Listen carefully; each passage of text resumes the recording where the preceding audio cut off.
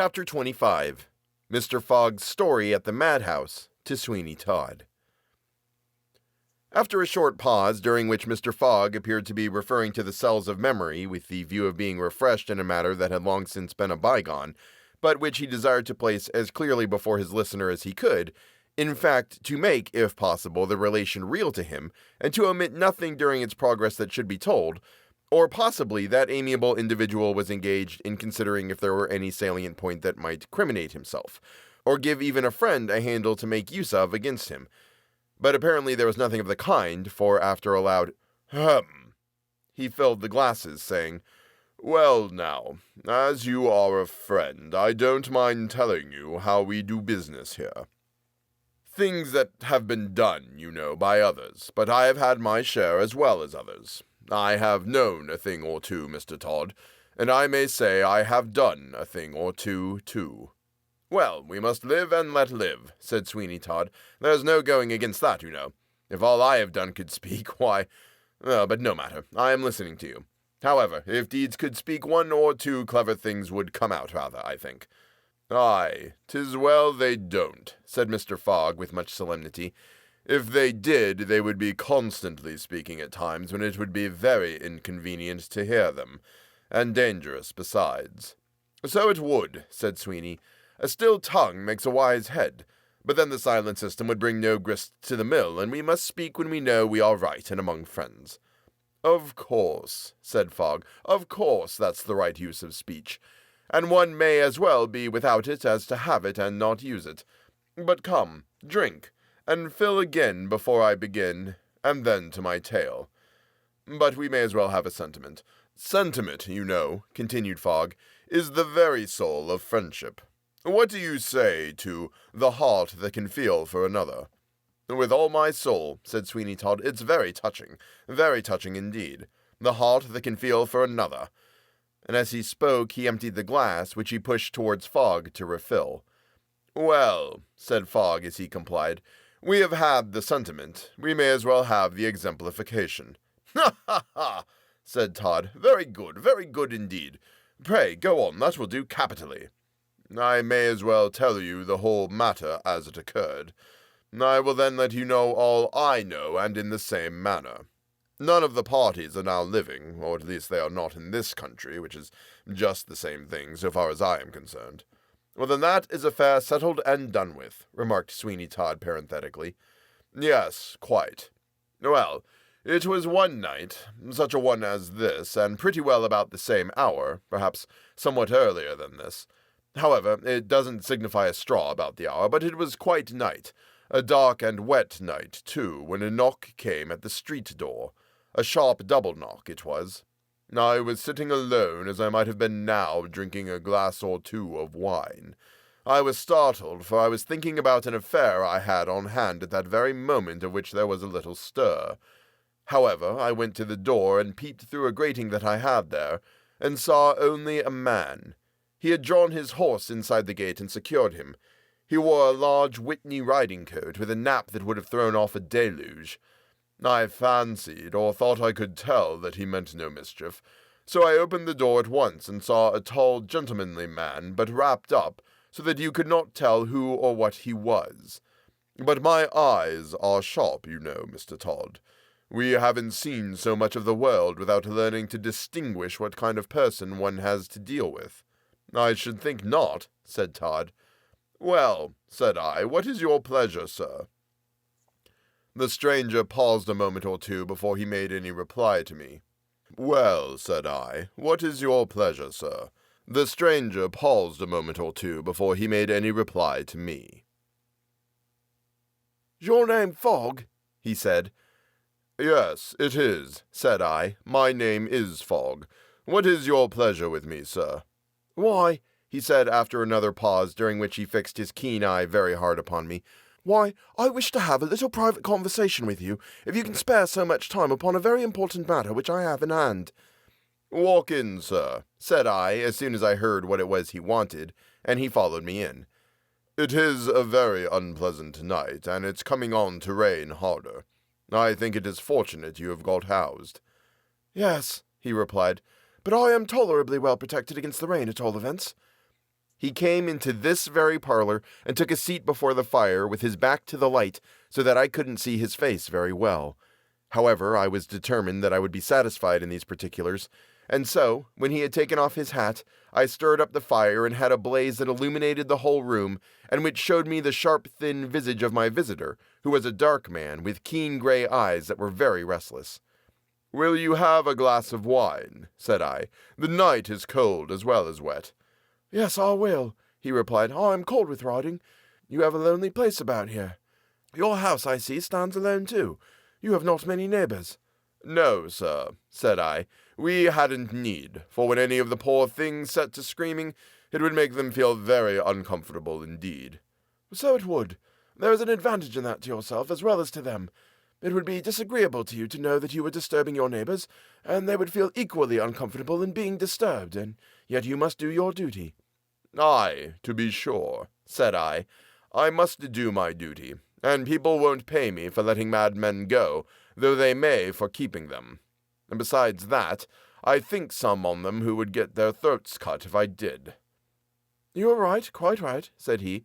"I am glad to find you of that mind, for I came to you concerning an affair that requires some delicacy about it, since it is a female patient." "Ah," said I always pay great attention, very great attention, and I don't recollect a case, however violent it may be, but what I can overcome. I always make 'em acknowledge me, and there's much art in that." "To be sure, there must be." "And moreover, they wouldn't so soon crouch and shrink away from me and do what I tell them, if I did not treat them with kindness. That is, as far as is consistent with one's duty, for I mustn't forget that." "Exactly," he replied. "Those are my sentiments exactly." "And now, sir, will you inform me in what way I can serve you?" "I have a female relative, who is unhappily affected with a brain disease. We have tried all we can do without any effect. Do what we will, it all comes to the same thing in the end." "Ah," said I, "poor thing. What a dreadful thing it must be to you or any of her friends who have the charge of her to see her day by day an incurable maniac. Why, it is just as bad as when a friend or relative is dead and you are obliged to have the dead body constantly in your house and before your eyes." "Exactly, my friend," said the stranger. "Exactly. You are a man of discernment, Mr. Fogg. I see that it is truly the state of the case. You may then guess at the state of our feelings when we have to part with one beloved by us." As he spoke, he turned right round and faced me, looking very hard into my face. "Well," said I, "yours is a hard case, but to have one afflicted about you in the manner the young lady is truly distressing. It's like having a perpetual lumbago in your back." "Exactly," said the stranger. "I tell you what, you are the very man to do this thing for me." "I am sure of it," said I. "Then we understand each other, eh?" said the stranger. "I must say I like your appearance. It is not often such people as you and I meet." "I hope it will be to our mutual advantage," said I, "because such people don't meet every day, and we oughtn't to meet to no purpose. So, in anything delicate and confidential you may command me." "I see you are a clever man," said he. "Well, well, I must pay you in proportion to your talents. How do you do business, by the job or by the year?" "Well," said I, "where it's a matter of some nicety it may be both, but it entirely depends upon circumstances. I had better know exactly what it is I have to do." "Why, you see, it is a young female about 18, and she is somewhat troublesome, takes to screaming and all that kind of thing. I want her taken care of, though you must be very careful she neither runs away nor suddenly commits any mischief, as her madness does not appear to me to have any particular form, and would at times completely deceive the best of us, and then suddenly she will break out violently and snap or fly at anybody with her teeth." "Is she so bad as that?" "Yes, quite. So it is quite impossible to keep her at home, and I expect it will be a devil of a job to get her here. I tell you what you shall have. I shall pay your yearly charge for board and care, and I'll give you a £10 note for your trouble if you'll come and assist me in securing her and bringing her down. It will take some trouble." "Very well," said I, "that will do. But you must double the note and make it 20, if you please. It will cost something to come and do the thing well." "I see. Very well. We won't disagree about a £10 note. But you'll know how to dispose of her if she comes here?" "Oh, yes. Very healthy place." "But I don't know that health is a very great blessing to anyone under such circumstances. Indeed, Who could regret an early grave to one so severely afflicted? Nobody ought, said I. If they knew what mad people went through, they would not, I'm sure. That is very true again, but the fact is they don't, and they only look at one side of the picture. For my own part, I think that it ought to be so ordained that when people are so afflicted, nature ought to sink under the affliction, and so insensibly to revert to the former state of nonentity. Well, said I, that may be as you please. I don't understand all that, but I tell you what. I hope if she were to die much sooner than you expect, you would not think it too much trouble to afford me some compensation for my loss. Oh dear, no, and to show you that I shall entertain no such illiberal feeling, I will give you £200 when the certificate of her burial can be produced. You understand me? Certainly. Her death will be of little value to me without the legal proof, said the stranger, so she must die at her own pleasure, or live while she can. Certainly, said I. But what terrifies me, continued the stranger, most, is her terror-stricken countenance, always staring us in our faces. And it arose from her being terrified. Indeed, I think if she were thoroughly frightened, she would fall dead. I am sure if any wickedly disposed person were to do so, death would no doubt result. Ah, said I, it would be a bad job. Now, tell me where I am to see you, and how about the particulars? Oh, I will tell you. Now, can you be at the corner of Grosvenor Street near Park Lane? Yes, I replied. I will. With a coach, too. I wish you to have a coach, and one that you can depend upon, because there may be a little noise. I will try to avoid it if possible, but we cannot always do what we desire. But you must have good horses. Now I tell you what is my plan. That is, if you don't mind the damages, if any happen. What are they? This. Suppose a horse falls and is hurt, or an upset. Would you stand the racket? I would, of course. Then listen to me. I have had more of these affairs than you have, no doubt. Well then, I have had experience which you have not. Now, I'll get a trotting horse and a covered cart or chaise, one that will go along well at 10 miles an hour, and no mistake about it. But will it hold enough? Yes, 4 or 5 or 6, and upon a push I have known 8 to cram in it. But then, you know, we were not particular how we were placed, but still it will hold as many as a hackney coach, only not so conveniently. But then we have nobody in the affair to drive us, and there can't be too few. Well, that is perhaps best. But have you a man on whom you can depend? Because if you have, why, I would not be in the affair at all. You must, said I. In the first place, I can depend upon one man best.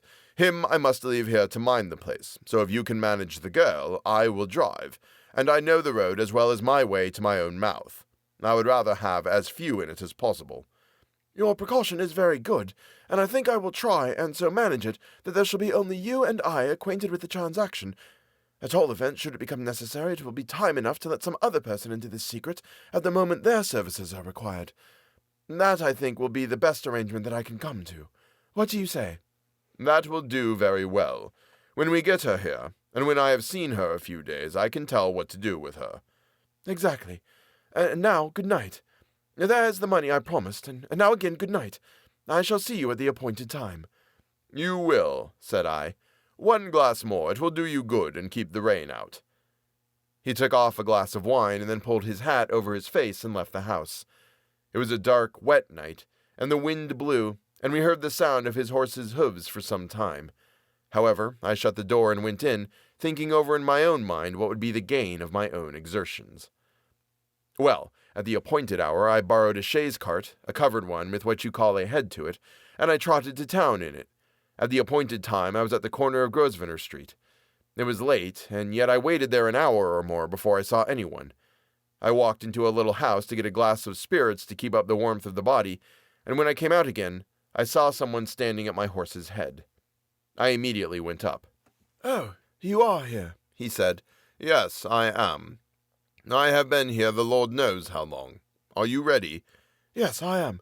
Come, said he as he got into the cart. Come to the place I shall tell you. I shall only get her into the cart, and you must do the rest.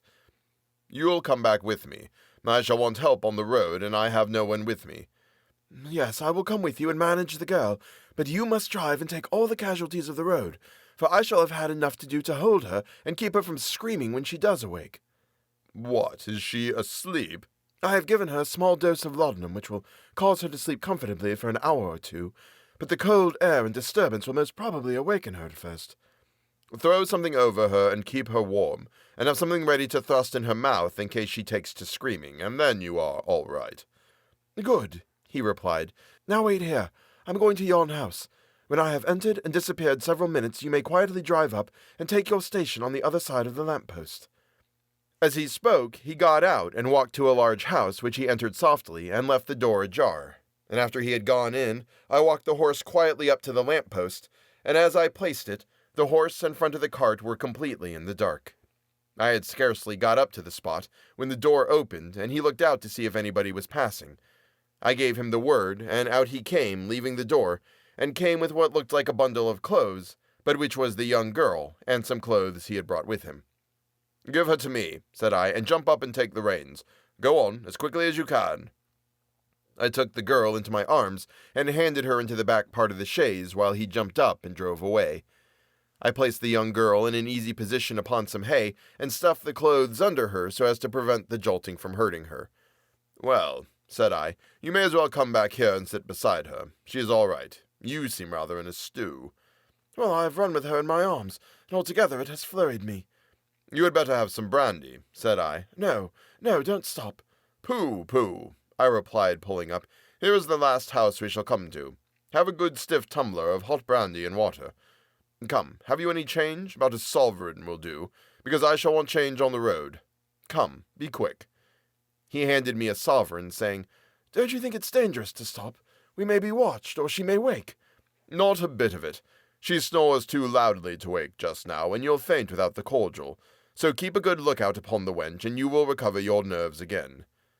As I spoke, I jumped out and got 2 glasses of brandy and water, hot, strong, and sweet, I had in about 2 minutes made out of the house. "Here," said I, "drink. Drink it all up. It'll make your eyes start out of your head." I spoke the truth, for what with my recommendations and his nervousness and haste, he drank nearly half of it at a gulp. I shall never forget his countenance.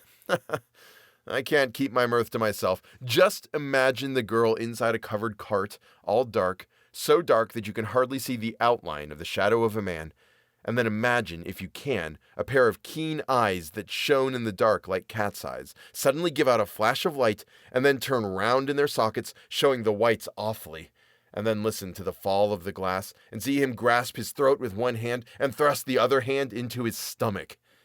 There was a queer kind of voice came from his throat, and then something like a curse and a groan escaped him. "Damn it," said I, "what is the matter now? You've upset all the liquor. You are very nervous. You had better have another dose." No more, he said faintly and huskily. "No more. For God's sake, no more. I'm almost choked. My throat is scalded and my entrails on fire." "I told you it was hot," said I. "Yes, hot. Boiling hot. Go on. I'm mad with pain. Push on." "Will you have any water or anything to cool your throat?" said I. No. Go on." "Yes," said I, "but the brandy and water is hot. However, it's going down very fast now, very fast indeed. Here is the last mouthful." And as I said so, I gulped it down, returned the 1 glass, and then paid for the damage. This did not occupy 5 minutes, and away we came along the road at a devil of a pace, and we were all right enough. My friend behind me got over his scald, though he had a very sore gullet, and his intestines were in a very uncomfortable state, but he was better. Away we rattled, the ground rattling to the horse's hooves and the wheels of the vehicle, the young girl still remaining in the same state of insensibility in which she had first been brought out. No doubt she had taken a stronger dose of the opium than she was willing to admit. That was nothing to me, but made it all the better because she gave the less trouble and made it safer. We got here easy enough, drove slap up to the door, which was opened in an instant, jumped out, took the girl, and carried her in. When once these doors are shut upon anyone, they may rest assured that it is quite a settled thing, and they don't get out very easy save in a wooden surtout. Indeed, I never lost a boarder by any other means. We always keep one connection, and they are usually so well satisfied that they never take anyone away from us. Well, I carried her indoors and left her in a room by herself on a bed. She was a nice girl, a handsome girl, I suppose people would call her, and had a low, sweet, and plaintive voice. But enough of this. "She's all right," said I when I returned to this room. "It's all right. I have left her." "She isn't dead?" he inquired with much terror. "Oh, no, no, she is only asleep, and has not woke up yet from the effects of the laudanum. Will you now give me 1 year's pay in advance?" "Yes," he replied as he handed the money and the remainder of the bonds. "Now, how am I to do about getting back to London tonight?" "You had better remain here." "Oh, no, I should go mad too if I were to remain here. I must leave here soon." "Well, will you go to the village inn?" "How far is that off?" "About a mile. You'll reach it easy enough. I'll drive you over for the matter of that and leave you there. I shall take the cart there." "Very well, let it be so. I will go. Well, I am glad it is all over, and the sooner it is over forever, the better. I am truly sorry for her, but it cannot be helped. It will kill her, I have no doubt, but that is all the better. She will escape the misery consequent upon her departure, and release us from a weight of care." "So it will," said I. "But come, we must go at once, if going you are." "Yes, yes," he said hurriedly. "Well then, come along. The horse is not yet unharnessed, and if we do not make haste, we shall be too late to obtain a lodging for the night."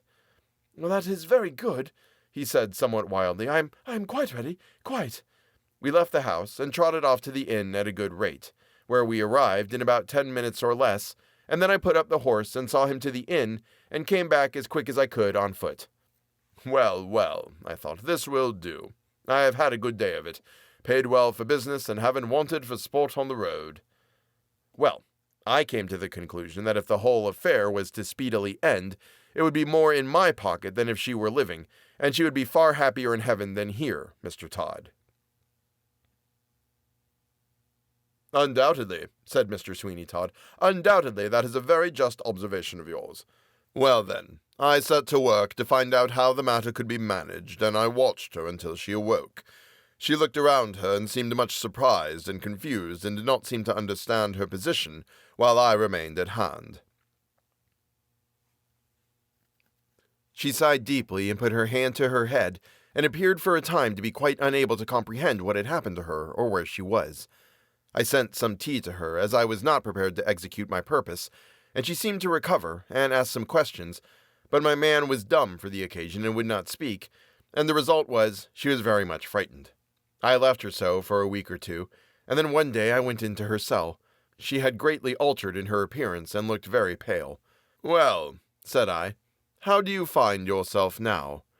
She looked up into my face and shuddered, but she said in a calm voice, looking round her, "Where am I?" "You are here," said I, "and you'll be very comfortable if you only take on kindly. But you will have a straight waistcoat put on if you do not." "Good God!" she exclaimed, clasping her hands. "Have they put me here in—" She could not finish the sentence, and I supplied the word which she did not utter, and then she screamed loudly. "Come, come," said I, "this will never do. You must learn to be quiet, or you'll have fearful consequences." "Oh, mercy, mercy, I will do no wrong. What have I done that I should be brought here? What have I done? They may take all I have if they will let me live in freedom. I care not where or how poor I may be. Oh, Henry, Henry, if you knew where I was, would you not fly me to my rescue? Yes, you would, you would." "Ah," said I, "there is no Henry here, and you must be content to do without one." "I could not have believed that my brother would have acted such a base part. I did not think him wicked, although I knew him to be selfish, mean, and stern. Yet I did not think he intended such wickedness. But he thinks to rob me of all my property. Yes, that is the object he has in sending me here." "No doubt," said I. "Shall I ever get out?" she inquired in a pitiful tone. "Do not say my life is to be spent here." "Indeed it is," said I. "While he lives, you will never leave these walls." "He shall not attain his end, for I have deeds about me that he will never be able to obtain. Indeed, he may kill me, but he cannot benefit by my death."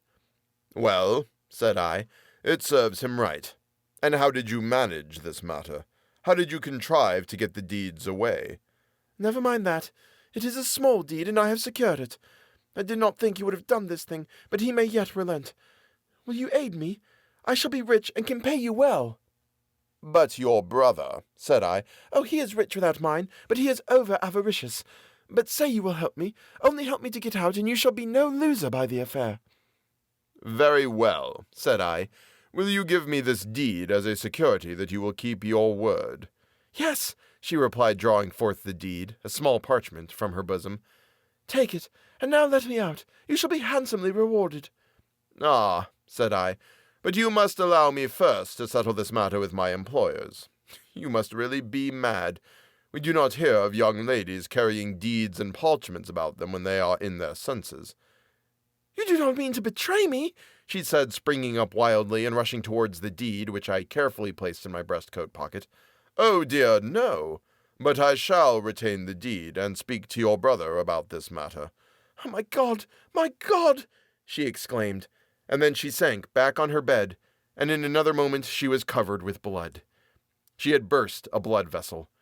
I sent for a surgeon and physician, and they both gave it as their opinion that she could not be saved, and that a few hours would see the last of her. This was the fact. She was dead before another half hour, and then I sent to the authorities for the purpose of burial, and producing the certificate of the medical men, I had no difficulty, and she was buried all comfortably, without any trouble.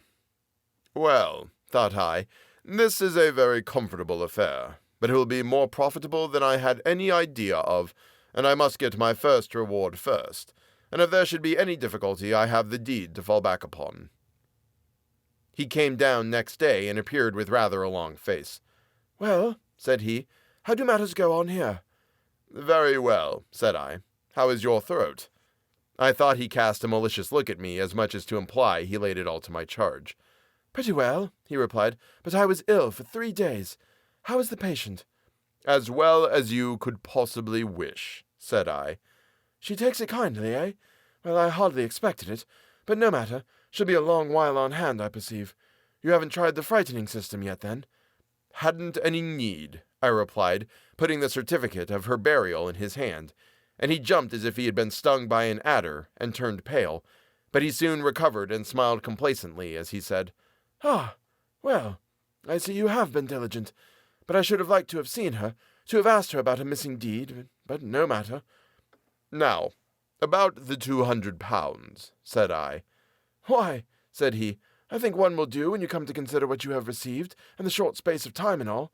You had a year's board in advance. I know I had, but because I have done more than you expected, and in a shorter time, instead of giving me more, you have the conscience to offer me less. Oh, no, not the what did you call it? Well, nothing said about that. But here's 100 pounds, and you are well paid. Well, said I, taking the money, I must have 500 pounds at any rate, and unless you give it to me, I will tell other parties where a certain deed is to be found. What deed? The one you were alluding to. Give me 400 more, and you shall have the deeds. After much conversation and trouble, he gave it to me, and I gave him the deed, with which he was well pleased, but looked hard at the money, and seemed to grieve at it very much. Since that time I have heard that he was challenged by his sister's lover, and they went out to fight a duel, and he fell and died. The lover went to the continent where he has since lived. Ah, said Sweeney Todd, you have had decidedly the best of this affair. Nobody gained anything but you. Nobody at all that I know of, save distant relations, and I did very well. But then, you know, I can't live upon nothing. It cost me something to keep my house and cellar, but I stick to business, and so I shall, as long as business sticks to me.